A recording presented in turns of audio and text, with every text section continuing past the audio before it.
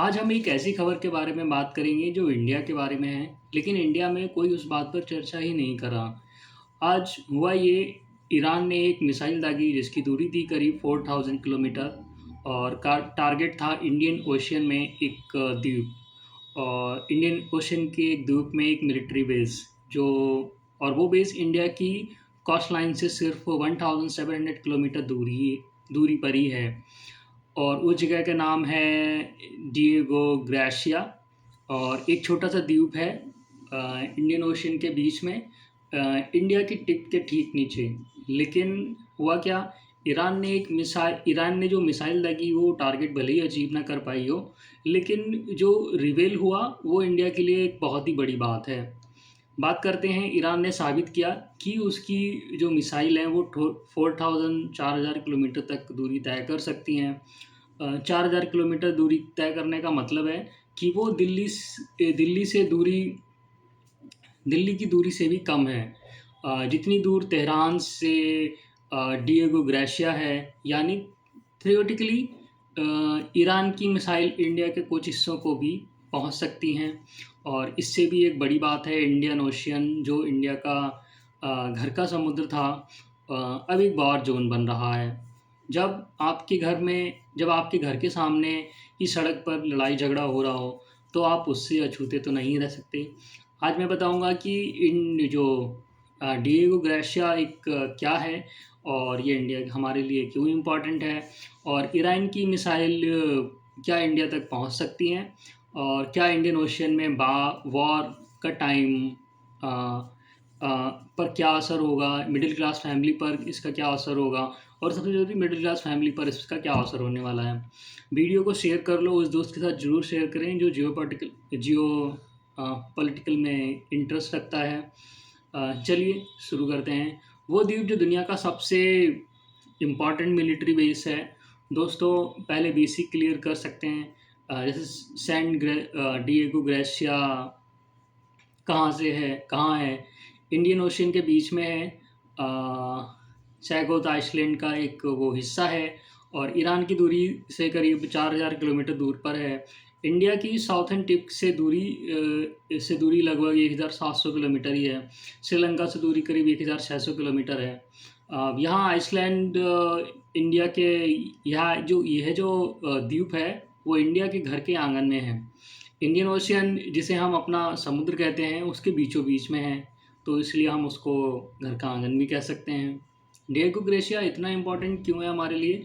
America ने खुद कहा Diego gratia middle east, south Asia और ईस्टर्न अफ्रीका में ऑपरेशन के लिए अनिवार्य प्लेटफॉर्म है। इस बेस पर लगभग 2500 यूएस और यूके मिलिट्री पर्सनल डिप्लॉय हैं। न्यूक्लियर कैपेबल B-2 और B-52 बॉम्बर्स हैं। यूएस नेवी सबमरीन और वॉरशिप हैं। यह base Iraq war, Afghanistan war और अब ईरान वॉर में यूज़ हुआ। यह वर्ल्ड का सबसे इम्पॉर्टेंट इंडियन ओशन बेस है। ईरान ने यहाँ क्यों मिसाइल दागे, चलिए बात करते हैं। यूके ने यूएस को परमिशन दी डिएगो ग्रेशिया से ईरान पर स्ट्राइक करने की। इसके जवाब में ईरान ने उसी बेस को टारगेट किया 4000 किलोमीटर दूर से। यह पहली बार था जब किसी ने डिएगो ग्रेशिया आइसलैंड को टारगेट किया। मिसाइल हिट नहीं हुई, लेकिन एक मिड फ्लाइट में फेल हुई, और दूसरी यूएस नेवी ने इंटरसेप्ट कर दी। कोई नुकसान नहीं हुआ, लेकिन जो रिवील हुआ वो बहुत ही आश्चर्यजनक था, है ना। 4000 किलोमीटर रेंज आजकल कोई बड़ी बात नहीं है। ज़्यादातर बहुत सारे ऐसे कुछ देश हैं जो इतनी लंबी दूरी की मिसाइल अपने पास रखते हैं। 4000 किलोमीटर रेंज, इसका मतलब क्या है इंडिया के लिए? दोस्तों, एक इम्पॉर्टेंट बात यह है कि ईरान ने पहले कहा था हमारी मिसाइल की रेंज जानबूझकर 2000 किलोमीटर तक लिमिटेड है। लेकिन डिएगो ग्रेशिया अटैक ने साबित किया कि ईरान के पास 4000 किलोमीटर रेंज की कैपेबिलिटी है। यानी जो कहा था वो सच नहीं था, या सिचुएशन बदल गई है। इंडिया के पर्सपेक्टिव से देखते हैं तो क्या कंसर्न है। एक्सपर्ट का कहना है कि ईरान से दिल्ली की दूरी करीब 2800 किलोमीटर है और ईरान से मुंबई की दूरी करीब 2400 किलोमीटर है। ईरान से चेन्नई की दूरी करीब 3400 किलोमीटर है।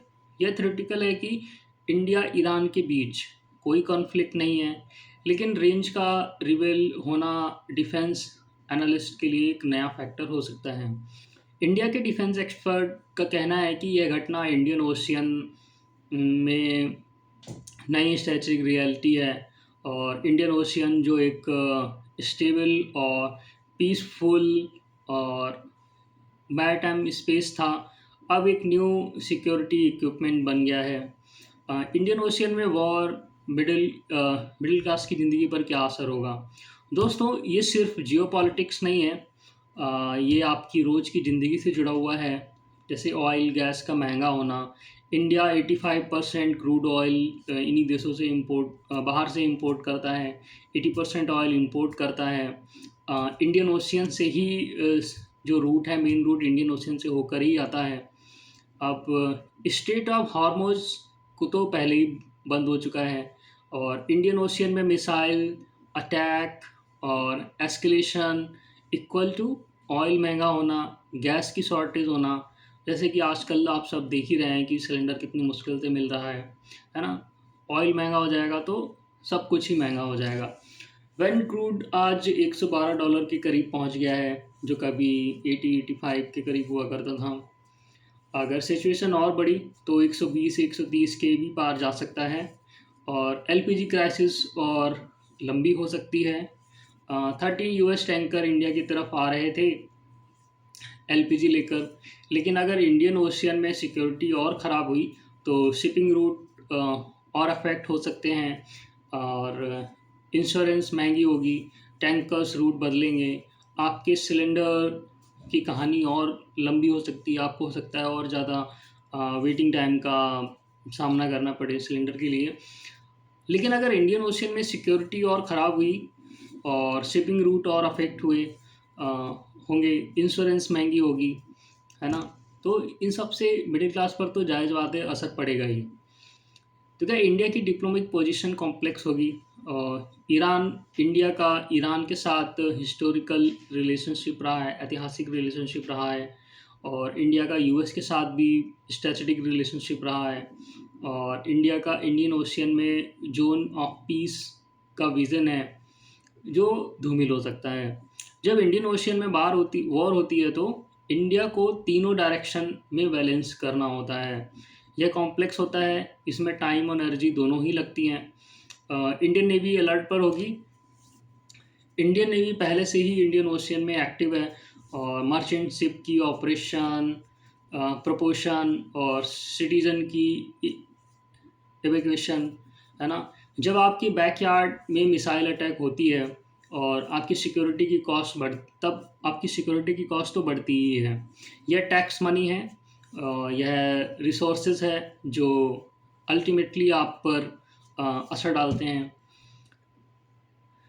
इंडिया ने क्या कहा और क्यों यह स्मार्ट है? इंडिया का ऑफिशियल रिस्पॉन्स देखते हैं। वेस्ट एशिया में एनर्जी इंफ्रास्ट्रक्चर पर हमले डीपली डिस्टर्बिंग है। यह अटैक एक ऑलरेडी अनसर्टेन सिचुएशन को और डिसस्टेबलाइज्ड करते हैं। इंडिया ने सीधे किसी का पक्ष नहीं लिया, लेकिन किसी की निंदा नहीं की, स्पेसिफिकली किसी की निंदा भी नहीं की, बस शांति की अपील की है। यह इंडिया की ट्रेडिशनल फॉरेन पॉलिसी रही है और सेफ खेलना। इंडिया यूएस का एलाई भी है, ईरान से ऑयल भी खरीदता है, रशिया से आर्म्स भी लेता है, गल्फ से वर्कर और रिमाइटेंस आते हैं। इस सिचुएशन में इंडिया का सबसे स्मार्ट मूव है शांत रहो, ट्रेड रूट को प्रोटेक्ट करो, किसी भी कैंप में ऑफिशियली इन्वॉल्व मत हो। आम आदमी को क्या करना चाहिए? दोस्तों, ये सुनकर घबराने की ज़रूरत नहीं है, लेकिन समझने की ज़रूरत है कि वॉर इंडिया में नहीं हो रही है, लेकिन जो वॉर हो रही है वो इकोनॉमिक इंडिया पे इफ़ेक्ट तो करेगी ही, है ना? और वो इफ़ेक्ट दिखने भी लगे हैं। आप क्या कर सकते हैं? पैनिक नहीं करें। इंडिया के पास स्ट्रॉन्ग नेवी है, डिप्लोमेटिक रिलेशन है और एनर्जी फंड इमरजेंसी फंड को आप बना कर रख सकते हैं। अगली 6 महीने सिचुएशन अनसर्टेन है तो 3 से 6 महीने का इमरजेंसी फंड आपकी सबसे बड़ी सिक्योरिटी हो सकती है। और ग्लोबल न्यूज़ को फॉलो करें, इन्फॉर्म रहो, मिस इन्फॉर्मेशन से बचें और वेरीफाइड सोर्स को देखें हमेशा। आखिरी बात दोस्तों, आज एक मिसाइल इंडियन ओशियन में दागी गई 4000 किलोमीटर से दूर इंडिया के पड़ोस में, है ना। यह सिर्फ मिलिट्री इवेंट नहीं है, यह एक सिग्नल है कि दुनिया बदल रही है और इंडियन ओशियन जो हमेशा से इंडिया का स्ट्रेटेजिक बैकयार्ड था, अब एक ग्लोबल चीज पोर्ट बन रहा है। इंडिया को आगे बहुत स्मार्ट डिसीजन लेने होंगे, है ना। एनर्जी सिक्योरिटी, डिप्लोमेटिक बैलेंस और मैरीटाइम प्रोटेक्शन, और हमें इंडिया के नागरिकों को भी सुरक्षित रखना है। इन्फॉर्म रहना होगा, क्योंकि जो दुनिया में होता है वो हमारी थाली तक भी पहुंचता है ना। कहीं न कहीं उसका असर हमारी पॉकेट, हमारी थाली, हमारी रोज़मर्रा की ज़िंदगी में भी पड़ता ही है। तो लाइक करो अगर ये वीडियो में कुछ नया सीखा हो, शेयर करो हर उस इंसान को जो वर्ल्ड न्यूज़ को ज़्यादा केयर करता है। सब्सक्राइब करें फैक्ट आजकल को। दुनिया की पॉलिटिक्स समझो, क्योंकि वो आपकी ज़िंदगी को शेप करती है। Thank you. जय हिंद दोस्तों।